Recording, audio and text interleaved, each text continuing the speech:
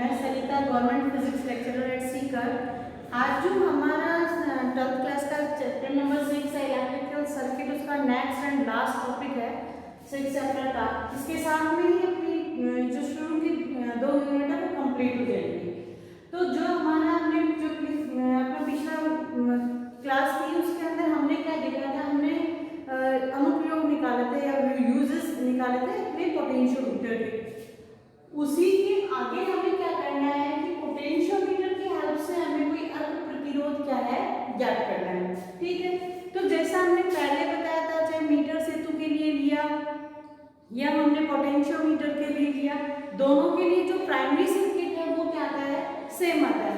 जैसे हमने ये हमारा क्या है, विभव मापी है एबी। हम पहले ही बात कर चुके हैं इसके बारे में। ये 10 मीटर लंबा क्या होता है, विभव मापी में वायर होता है जो टंगस्टन या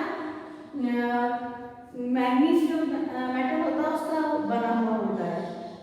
अभी इसको जो एबी है, एबी का जो अपना ए कौन सा सिरा होता है, बैटरी का पॉजिटिव होता है, वो किससे कनेक्ट करते हैं अपन, ए सिरे से करते हैं। और वहीं हमें ये ध्यान में रखना है कि जो प्रतिरोध पक्ष होता है उसका जो टॉप की 1 2 3 4 10 जैसे 1000 तक अपन लेते हैं, तो इसमें जो अधिकतम जो रेसिस्टेंस होता है उसको क्या है, इसे क्या किया जाता है, कनेक्ट किया जाता है।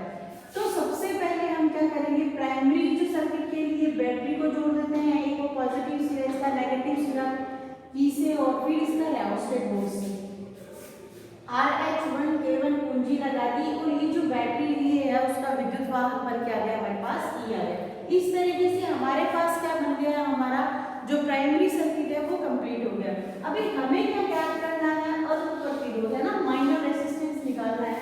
तो इसके लिए क्या किया जाता है, एक तो माइनर रेजिस्टेंस इसके लिए लिया जाता है वायर या जो भी होता है वो, फिर प्लस हमें क्या निकालना पता, ये क्या हो गया, ज्ञात प्रतिरोध होता है ना, नॉन रेजिस्टेंस हो गया। नॉन रेजिस्टेंस एंड जो हमारा माइनर रेजिस्टेंस और रेओस्टेट बॉक्स, ये तीनों आपस में सीरीज कॉम्बिनेशन में होते हैं या श्रेणी क्रम संयोजन में होते हैं। इसी को हम क्या जोड़ देते हैं, इसी जो बैटरी का पॉजिटिव है ऑलवेज किससे कनेक्ट हो रहा है, अपने ए सीरीज से, इसका भी है। तो ये जो दूसरी बैटरी है, हमारा जो सेकेंडरी सर्किट आ रहा है, उस बैटरी का जो विद्युत वाहक बल क्या है, ई डैश ले लेते हैं, कुंजी से कनेक्ट कर देते हैं, और इस तरीके से हमारे पास क्या बन गया, एक सर्किट बन गया। फिर हम क्या करते हैं, यहाँ से लेके एक द्विमार्गी कुंजी होती है। द्विमार्गी कुंजी का मतलब जैसे हमने मीटर सेतु के अंदर की देखी कि उसमें सिर्फ एक, ताकि उस स्विच जैसे ही की कौन सा डालते हैं, जो करंट है फ्लो होना शुरू हो जाता है। लेकिन उसी की तरह ही होती है 1 wire, second wire and third wire, इस तरीके से कनेक्ट होते हैं। तो इसी तरीके से 3 तो उसमें जिसमें वायर कनेक्ट करने के लिए पेच लगे होते हैं, और जैसे सिंगल की के अंदर होता है एक छेद होता है जिसके अंदर अपन क्या अंदर की डालते हैं, जिससे क्या है सर्किट में जो करंट फ्लो होना शुरू हो जाता है, वैसा ही इसमें होता है। और इसी तरीके से 2 और 3 के बीच में होता है। तो इसको क्या कर दिया जाता है, इसको हम द्विमार्गी कुंजी बोलते हैं, डबल वे की, जिसको हमने 1 2 3 दे दिया। इसका जो मिड वाला पार्ट है उसको कनेक्ट कर दिया गैलोमीटर को, और गैलोमीटर से कनेक्ट कर दी हमने ज्योति को, जिसकी हेल्प से हम क्या करते हैं, जो संतुलन लंबाई या कहीं की शून्य विक्षेप की स्थिति आती है वो हमें निकालनी होती है। अभी ये जो आर है वो हमें क्या है पता है, स्मॉल आर की वैल्यू हमें निकालनी है। सबसे पहले हमें ये पता होना चाहिए कि हमें सर्किट कैसा बनाया है और इसमें हमें क्या करना है। तो पहला काम हमारा ये होना चाहिए कि हमें जो सर्किट बना रहे हैं वो ओके है या नहीं है। उसके लिए क्या कर देते हैं, हम कुंजी डाली यहाँ पे और यहाँ पे भी कुंजी, मतलब इसमें पूरे जो सर्किट में क्या होना शुरू हो जाता है, करंट फ्लो होना शुरू हो जाता है। तो यहाँ से हम देख लेते हैं, ए सिरे पे लगा देते हैं, ज्योति को बी सिरे, तो राइट एंड लेफ्ट दोनों तरफ जो विक्षेप है आ गया है। अभी हमें आगे क्या करना है, हमारी जो मेन हमारा काम है वो क्या है, स्मॉल आर की वैल्यू कैलकुलेट करना। तो सबसे पहले हमें क्या निकालनी पड़ेगी, हमें सबसे पहले जो ये K1 अपनी की है और K2 की है, उन दोनों को क्या कर दिया जाता है, कनेक्ट कर दिया जाता है। और हम क्या मान लेते हैं कि यहाँ से हमें क्या निकालना पड़ेगा, जो विभवांतर की वैल्यू निकालनी पड़ेगी। तो हम ये ले लेते हैं कि K1 और K2 कुंजी को हमने कनेक्ट कर दिया, सर्किट में क्या होनी शुरू हो गई, करंट फ्लो होना शुरू हो गया। तो इस सिचुएशन के लिए हम ये कहते हैं कि यहाँ जो विभवांतर है, ठीक है, वो क्या ले लिया हमने, V1 ले लेते हैं। तो जो हमारा विभवमापी का सिद्धांत था, याद हो तो आपको XL था या नहीं, V इक्वल टू क्या लिखा था हमने, XL लिखा था। तो वहीं हम क्या मानते हैं कि अगर विभव प्रवणता क्या आ रही है, X आ रही है, तो ये जो हमने इन दोनों चीज को डाल के फिर हमने जो संतुलन लंबाई ज्ञात की है, हम ये ले लेते हैं कि ये जो संतुलन लंबाई हमारे पास क्या आ गई, L1 आ गई, ठीक है, या आप इसको V ले लो, ये क्या आ गई लंबाई, संतुलन लंबाई आ गई। तो विभवमापी की जो प्रिंसिपल है, विभवमापी के सिद्धांत से क्या आ गया, V इक्वल टू हमारे पास क्या आ गया, XL1 आया है या नहीं आया। तो इसको इक्वेशन नंबर क्या दे देते हैं हम, ये X इक्वल टू वैल्यू क्या दे दी यहाँ पे, V अपॉन क्या आ गया अपना L1, ये इक्वेशन नंबर क्या दे दी हमने, 1 दे दी यहाँ पे। इसको क्या ले लेते हैं, इक्वेशन नंबर 1 ले लेते हैं। अभी ओम के नियम से हमें क्या पता है कि ओम के नियम ये सर्किट आएगा, V इक्वल टू क्या होता है, RI, जो करंट फ्लो हो रहा है वो कौन सा है, I। तो ओम के नियम से क्या लिख देते हैं, V इक्वल टू क्या लिख दिया हमने, RI लिख दिया यहाँ पे। तो V इक्वल टू RI से V की वैल्यू यहाँ रखते तो हमारे पास जो X है उसकी वैल्यू क्या आ गई, RI अपॉन क्या जाता है, L1, और इसी को इक्वेशन नंबर क्या दे दिया जाता है, 2 दे दिया जाता है। तो इस तरीके से हमने जो X है उसकी वैल्यू क्या है निकाली, ये भी निकाल सकते हैं। और एक जो इक्वेशन है अपन दूसरी भी लिख दो, चाहे आप XL1 इक्वल टू क्या लिख दिया हमारे पास, RI, और इसको इक्वेशन नंबर क्या निकालनी है अपने को, इक्वेशन नंबर लिख दी हमने 3 लिख दी, ठीक है। अभी क्या करना है हमें कि आगे जो प्रैक्टिकली यहाँ हम निकालते हैं, अगर यहाँ हम क्या कर रहे थे इतनी देर, तो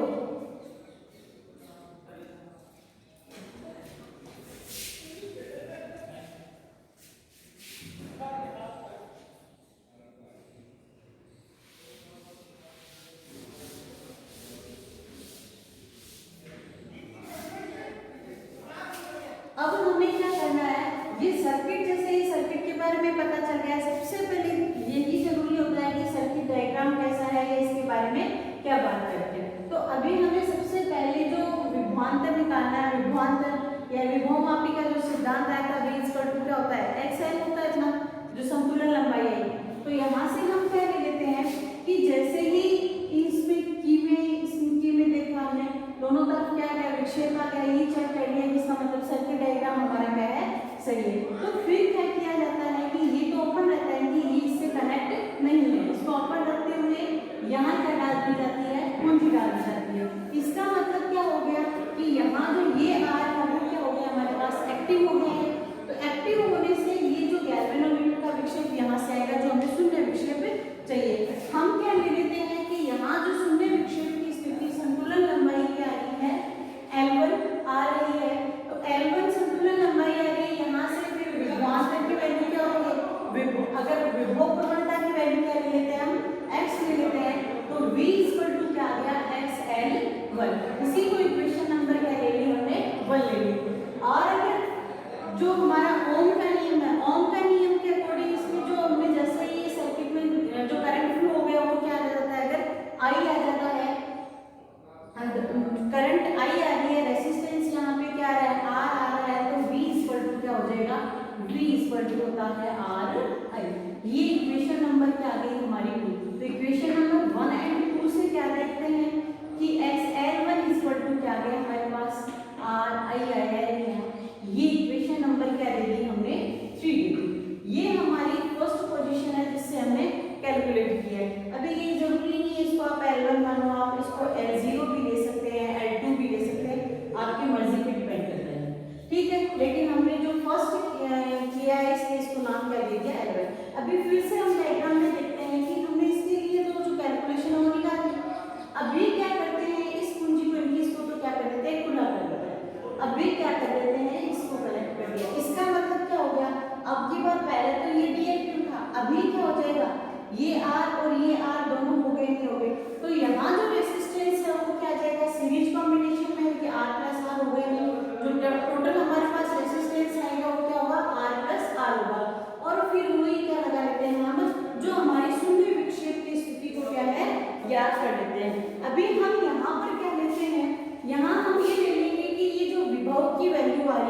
विभव की वैल्यू क्या लेंगे हम, V1 ले लेते हैं, और जो संतुलन लंबाई है उसकी क्या लेंगे हमने, L2 ले लेते हैं, ठीक है। और विभव प्रवणता की वैल्यू क्या आती है हमारे पास, XL2, इसको इक्वेशन नंबर क्या दे दी हमने, 4 दे दी। और ओम के नियमानुसार अगर विभवांतर है वो हमारा क्या है, V1 है, तो V क्या होता है, RI। यहाँ R की वैल्यू क्या आ रही है, R plus R small r into क्या आ जाएगा I। ये इक्वेशन नंबर क्या आ गई हमारे पास, 5 आ गई।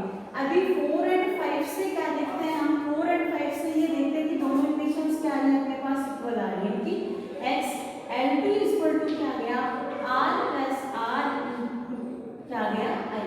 ये इक्वेशन नंबर क्या आ जाती है, 6 आ जाती है। फिर हमें क्या करना है, जो इक्वेशन नंबर 6 है उसके अंदर जो इक्वेशन नंबर हमारी 3 है उसको क्या कर दो, डिवीजन कर दो। हमारा टारगेट क्या है, हमें निकालनी क्या वैल्यू, स्मॉल r की वैल्यू निकालनी है, तो हमें I है, x है, इन सबको तो क्या करना पड़ेगा, हटाना पड़ेगा, क्योंकि L1 और L2 तो हमारे पास संतुलन लंबाई है जो हमने गैल्वेनोमीटर से निकाली है। तो यहाँ से हम क्या देखते हैं कि XL2 अपॉन क्या गया, XL1 इक्वल्स टू क्या जाता है, R plus R into I upon क्या गया, RI। I से I कैंसिल, X से क्या हो गया, X कैंसिल, साथ में हम इसको क्या डिवाइड भी कर देते हैं, तो R अपॉन क्या गया, तो R प्लस क्या गया, small r upon capital R equals to आ जाएगा L2 अपॉन L1। ये इससे कैंसिल, यानी कि क्या गया, 1 plus R upon capital R equal to L2 upon L1। तो R अपॉन R की वैल्यू क्या आ जाती है हमारे पास, L2 अपॉन L1 माइनस 1। हमें निकालना क्या है, स्मॉल r, तो स्मॉल r इक्वल्स टू क्या आ जाएगा, L2 अपॉन L1 माइनस 1 और इनटू क्या आ गया, कैपिटल R।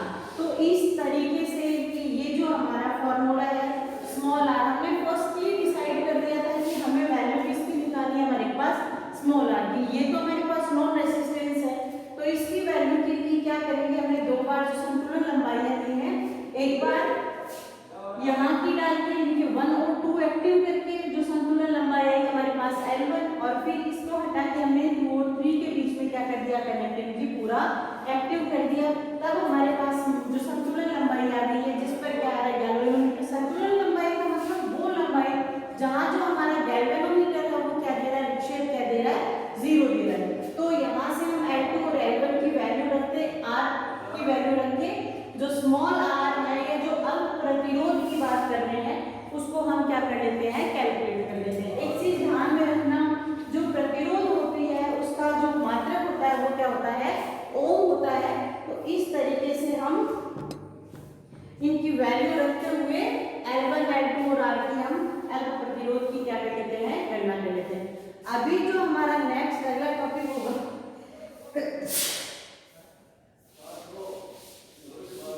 वोल्टमीटर और एमीटर का अंशांकन का अंशशोधन।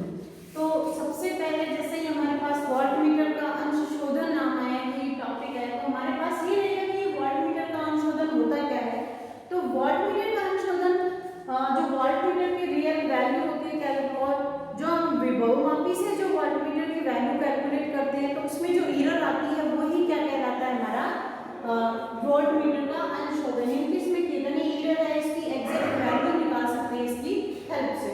तो इसके लिए हम सबसे पहले बात करेंगे इसके सर्किट डायग्राम में। तो सर्किट डायग्राम में हमारे पास ये रहना चाहिए, जैसे अभी हमने क्या प्रतिरोध के लिए जो इसका प्राइमरी सर्किट का सेम रहेगा, जो नेक्स्ट हम करेंगे एमीटर का अंशशोधन उसमें भी क्या रहेगा, जो प्राइमरी सर्किट है वो क्या रहेगा, सेम रहेगा। और मीटर सेतु के लिए भी अपना क्या था, फिक्स था।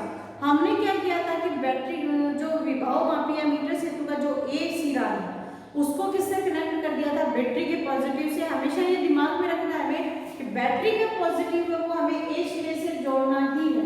ए सिरे से ऐड करने का मतलब हो गया उधर से हमें 1 2 3 वाला काउंट करना है, ठीक है। तो बैटरी का जो ए है सिरे से कनेक्ट कर देते हैं हम नेगेटिव कुंजी से और रेवोस्टेट बॉक्स से। इस तरीके से हमारे पास ये क्या हो गया, जो प्राइमरी सर्किट है कंप्लीट हो गया। यहाँ जो प्राइमरी सर्किट में हमने बैटरी लिया उसका विद्युत वाहक पर क्या ले लिया, हमने E0 ले लिया, और फिर हमने ES विद्युत वाहक सेकेंडरी सर्किट के लिए क्या जोड़ दी, बैटरी जोड़ दी और उसको द्विमार्गी कुंजी से ऐड कर दिया। देखो द्विमार्गी कुंजी क्या होती है, ये हमारे चौक की तरह ही होती है। जैसे पहले हमारे पास क्या था, जो एक मार्गी कुंजी हमने मीटर से तुम्हें आपको मैंने दिखाई थी, एक सिरा इधर एक इधर की दोनों तरफ से हम वायर कनेक्ट करते थे, वैसे ही एक इसमें क्या होता है, यहाँ से भी बीच के अंदर भी वायर कनेक्ट करने के लिए होता है कि अगर इन दोनों के लिए हमें करंट फ्लो करना है तो जो हम यहाँ कुंजी इसको बंद कर देते हैं वहां करंट, और इसको निकाल के अगर दूसरे वाले में कर दिया तो इस वाला जो सर्किट ऐड किया हुआ उसमें करंट फ्लो होना शुरू हो जाएगा। तो ये चौक की तरह आप मानते हुए चलो, इस तरीके से 3 इसके सिरे होते हैं जिनसे तार क्या होते हैं, कनेक्ट होते हैं। तो पहले हमने बैटरी को कनेक्ट कर दिया, फिर जो बीच का सिरा उसको गैल्वेनोमीटर और जॉकी से कनेक्ट कर देते हैं। जॉकी से कनेक्ट करते हैं इसलिए कि हमें इस AB जो वायर हमारा विभव होता है उस पर हमें संतुलन लंबाई चाहिए या जो जीरो विक्षेप है उसकी पोजीशन निकालने के लिए। और फिर क्या करते हैं, इसी A सिरे को रेजिस्टेंस बॉक्स जो मैक्सिमम वाला सिरा है उसको इस A सिरे से जोड़ना है और वोल्टमीटर को क्या इसके पैरेलल कॉम्बिनेशन में जोड़ दिया जाता है समांतर में, क्योंकि हमें ध्यान में है कि वोल्टमीटर हमेशा पैरेलल या समांतर क्रम में लगता है और जो अपनी एमीटर होता है वो श्रेणी क्रम में लगता है प्रतिरोध के। ठीक है, तो यहाँ से हम क्या कर देते हैं, इसके कॉम्बिनेशन सेट पैरेलल में लगाया और इसको कनेक्ट कर दिया किससे, तीसरे सिरे से द्विमार्गी, और यहाँ रेओस्टेट बॉक्स और एक E' विद्युत वाहक बल की बैटरी लगा दी और कुंजी लगा दी। तो सबसे पहले सर्किट डायग्राम हमने जैसे ही बना लिया, उसके बाद में हमारा पहला काम होगा कि जो कुंजी K1 और K2 डालते हुए यहाँ हमने क्या डाल दी, एक कुंजी डाल दी, मतलब ये जो सिरा है वो क्या हो गया, एक्टिव हो गया। तो यहाँ इसके लिए हमें क्या निकालना पड़ेगा, इसके लिए जो विद्युत वाहक बल है उसकी भी गणना करनी पड़ेगी। तो यहाँ से हम क्या करते हैं, पहला काम होगा कि हमारा सर्किट ओके है या नहीं। तो सबसे पहले क्या करेंगे, जॉकी को A और B सिरे पे रखेंगे, तो जो इसमें गैल्वेनोमीटर में विक्षेप है लेफ्ट एंड राइट दोनों सिरों के अंदर आ जाता है। फिर इसके लिए हम क्या निकालते हैं, संतुलन लंबाई निकालते हैं। तो ये ले लेते हैं कि संतुलन लंबाई क्या आ गई हमारे पास, L0 आ गई, और जो बैटरी है ES विद्युत वाहक करती उसके लिए उसका मान कितना आ जाता है, XL0। यहाँ जो X है वो क्या है, विभव प्रवणता, और ये विभव प्रवणता ज्ञात करना ही क्या कहलाता है, विभव मापिका मानकीकरण, जो अपन पहले डिस्कस कर चुके हैं। तो यहाँ से X की वैल्यू हमारे पास क्या जाती है, ES अपॉन क्या गया, L0। इसको क्या दे दिया हमने, इक्वेशन नंबर 1 दे दी। ठीक है, अब क्या करेंगे कि यहाँ से ये सिरा निकाल के हम किसमें डालेंगे, 2 और 3 के बीच में, यानी कि ये जो डीएक्टिव हो गया नहीं हो गया, अभी काम कौन सा कर रहा है, नीचे वाला सर्किट काम कर रहा है। तो इसके लिए क्या करते हैं, हम एक कोई R क्या निकालेंगे, रेजिस्टेंस निकालेंगे। ठीक है, R होगा क्या निकाल लिया हमने, कोई प्रतिरोध निकाल दिया जैसे। तो यहाँ से हमारे पास क्या आ जाएगा, वही संतुलन लंबाई आ गई। अगर वो संतुलन लंबाई कितनी आ गई, जैसे L1 आ जाती है, संतुलन लंबाई क्या आ गई, L1 आ गई। और यहाँ जो ये वोल्टमीटर लगा हुआ है उसके अंदर भी क्या निकाल लेते हैं, वोल्टमीटर का विक्षेप निकाल देते हैं। तो यहाँ ये ले लेते हैं कि जो वोल्टमीटर का विक्षेप आया वो हमारे पास क्या आ गया, V आ गया। और जो विभव मापने के लिए हम विभवांतर, इस रेजिस्टेंस बॉक्स के सिरों पर कितना विभवांतर है वो ज्ञात करने के लिए करेंगे, तो वो ये ले लेते हैं कि वो कितना है अपना V' है। तो इसके लिए हम क्या ले रहे हैं, विभव मापने के लिए विभवांतर कितना ले लिया इसके सिरों पर V', और यहाँ जो संतुलन लंबाई है वो क्या ले ली हमने, L1 ले ली। तो यहाँ से हमारे पास जो विभवांतर है रेजिस्टेंस बॉक्स के सिरों पर, विभवांतर V' कितना आ जाएगा, ये आ जाएगा XL1 आ गया। ठीक है, यहाँ से X की वैल्यू रख देंगे इक्वेशन नंबर 1 से, तो ये V' इक्वल टू हमारे पास क्या जाता है, ES अपॉन L0 इंटू क्या गया L1, या V' equal to ES L1 upon क्या गया L0। तो इस तरीके से हम क्या है, विभव मापी से प्रतिरोध के सिरों पर विभवांतर की गणना करेंगे और विभव मापी वोल्टमीटर से भी की गणना करेंगे। तो इन दोनों का जो डिफरेंस होगा डेल्टा V माइनस V', ये हमने एक वोल्टमीटर का नाम है और एक क्या है हमारा विभव मापी का अपना प्रायोगिक मान।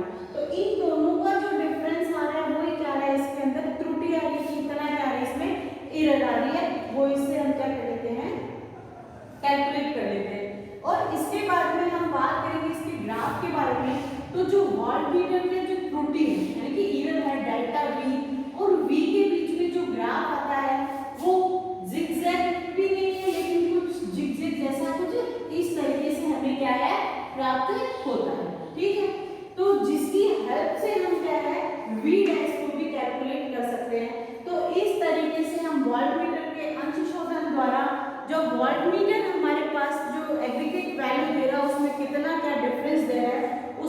कर लेंगे, हम कैलकुलेशन कर लेते हैं।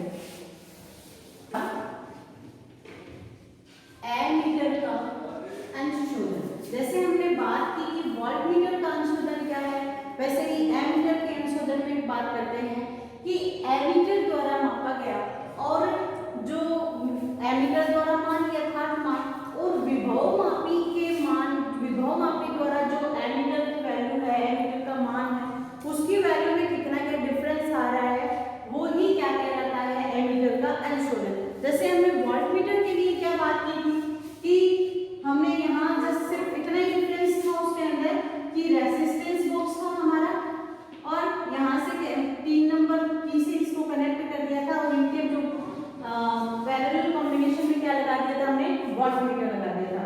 बस उसी को हटा के क्या करना है, ये जो वोल्टमीटर है उसको क्या सीरीज कॉम्बिनेशन में एमीटर होता है और यहाँ जो रेसिस्टेंस है वो अपन फिक्स ले लेते हैं कि 1 ओम का क्या ले लिया हमने, रेसिस्टेंस ले लिया और उसके जो सीरीज कॉम्बिनेशन में क्या लगा देते हैं, एक एमीटर लगा देते हैं और फिर जो rheostat box E and E dash विद्युत वाहक बल की बैटरी से सेकेंडरी जो सर्किट अपना कंप्लीट कर लेते हैं। सबसे पहले एमीटर अंशशोधन के लिए भी क्या किया जाता है, प्राइमरी सर्किट कंप्लीट करते हैं, E0 विद्युत वाहक बल की कोई बैटरी लेनी, केवल इसका कुंजी और RH इस पे अपने क्या है, धारा नियंत्रक है, रेओस्टेट बॉक्स है जो किस काम में आता है, धारा को नियंत्रित करने के।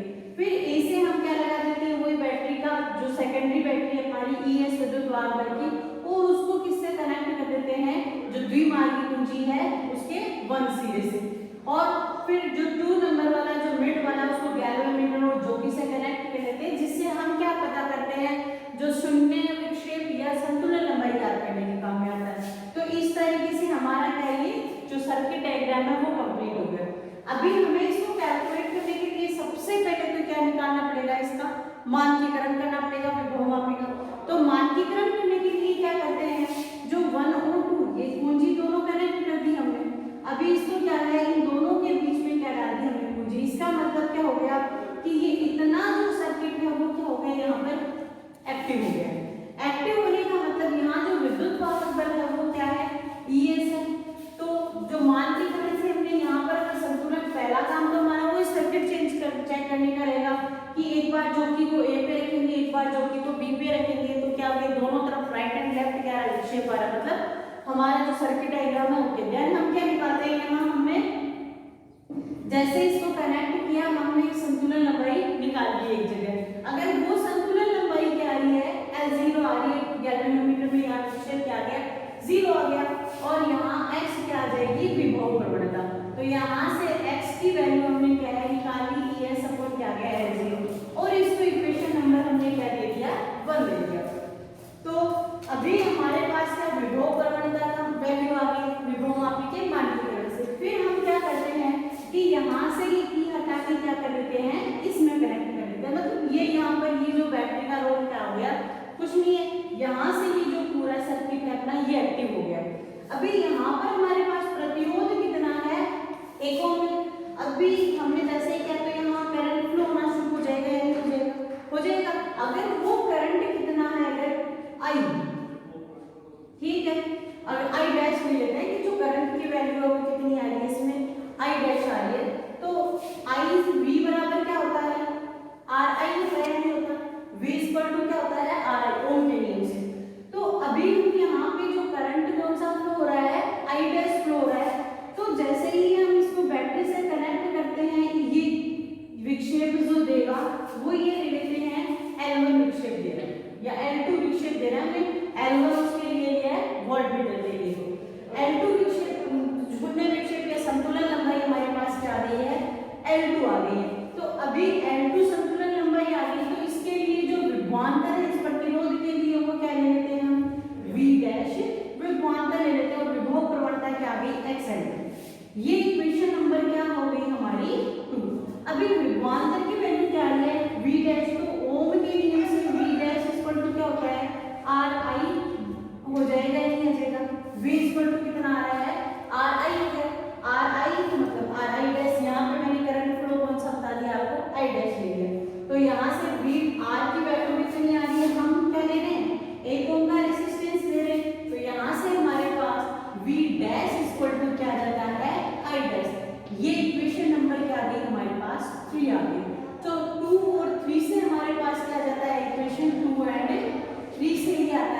कि I डैश इक्वल टू क्या आ जाएगा XL2।